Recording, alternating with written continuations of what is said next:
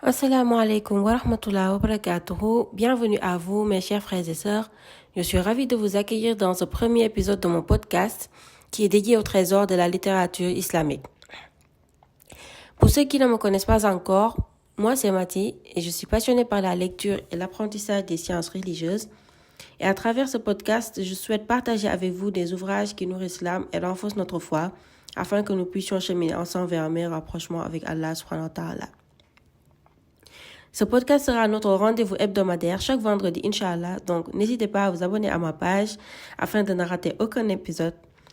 Chaque semaine, je vous proposerai une lecture inspirante tirée d'un livre islamique accompagnée de réflexions et de rappels pour enrichir notre spiritualité. Alors, installez-vous confortablement, prenez une tasse de café, une tasse de thé et laissez-vous guider. Pour ce premier épisode, j'ai choisi un livre qui est une perle précieuse dans la littérature islamique. Le livre est intitulé Péché et guérison de l'illustre savant Ibn al-Qayyim. Pour ceux qui ne le connaissent pas encore, Ibn al-Qayyim est un grand savant islamique. Je vous mettrai en bas de la description sa biographie, comme ça vous pourrez l'explorer après le podcast.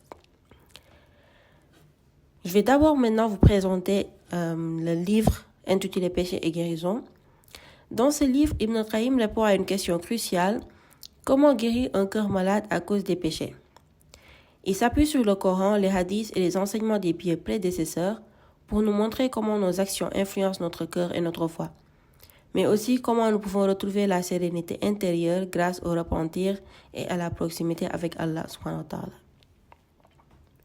Ce livre est une véritable lumière pour quiconque cherche à purifier son âme et à retrouver un équilibre spirituel. Aujourd'hui, je vais partager avec vous un passage qui va nous expliquer comment l'auteur a abordé la question et aussi un autre passage qui va nous montrer qu'est-ce que l'ignorance. La question est la suivante. Que disent les maîtres, les savants, les guides de la religion, qu'Allah les agrée tous d'un homme souffrant d'un péché dont il sait que s'il persiste à le commettre, il ruinera sa vie ici-bas et dans l'au-delà. Cet homme cherche pourtant par tous les moyens à se débarrasser de ce mal, mais le désir ardent de le commettre ne cesse d'augmenter. Quelle est donc la solution pour s'en débarrasser et par quels moyens y parvenir?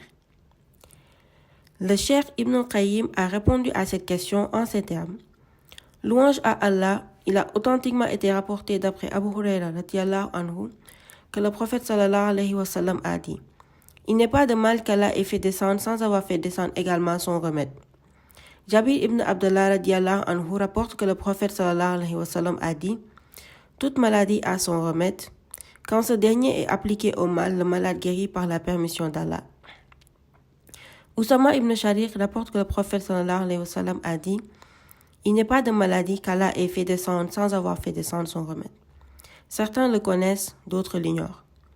Sous une autre formulation, il est dit « Il n'est pas de maladie qu'Allah ait prédestinée sans en avoir prescrit le remède, exception faite d'une seule maladie. » Les compagnons demandèrent « Quelle est-elle au messager d'Allah ?» Il répondit « La vieillesse. » Ces hadiths concernent les maladies spirituelles du cœur et de l'âme, les maladies physiques et leurs remèdes. Dans le deuxième passage, nous allons explorer l'histoire d'un homme au temps du prophète sallallahu alayhi wa sallam qui s'était blessé à la tête par un rocher. Et durant la nuit, cet homme se trouva en état d'impureté majeure suite à un rêve érotique. Il demanda à ses compagnons de route est-ce qu'il était en droit dans sa situation de pratiquer les ablutions sèches. Ses compagnons lui répondirent qu'ils ne voyaient pas pourquoi il serait autorisé d'y procéder alors qu'il pouvait se laver avec de l'eau. L'homme accomplit alors un lavage rituel à l'eau et sa blessure s'infecta, puis il en mourut. Lorsque ces derniers se rendirent auprès du prophète sallallahu alayhi wa sallam et l'informèrent de l'incident, il dit alors « Ils l'ont tué. Qu'Allah les fasse périr. » Pourquoi ne se sont-ils pas renseignés vu qu'ils ignoraient la réponse à sa question?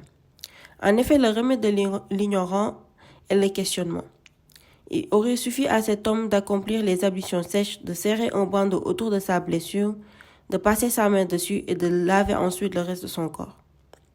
Le prophète sallallahu alayhi wa sallam a donc affirmé que l'ignorance est une maladie et que le questionnement est son remède.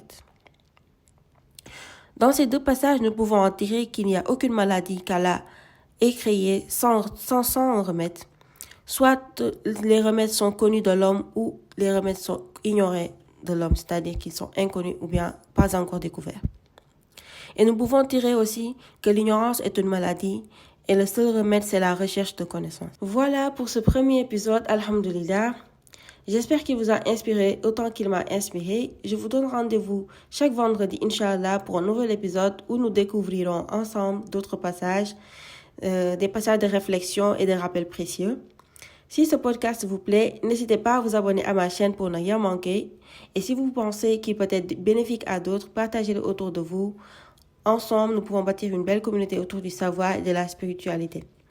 Barakallah fikoum pour votre écoute. Qu'Allah vous bénisse et vous guide sur le droit chemin. À vendredi prochain, Inch'Allah. Assalamu alaikum wa rahmatullahi wa barakatuh.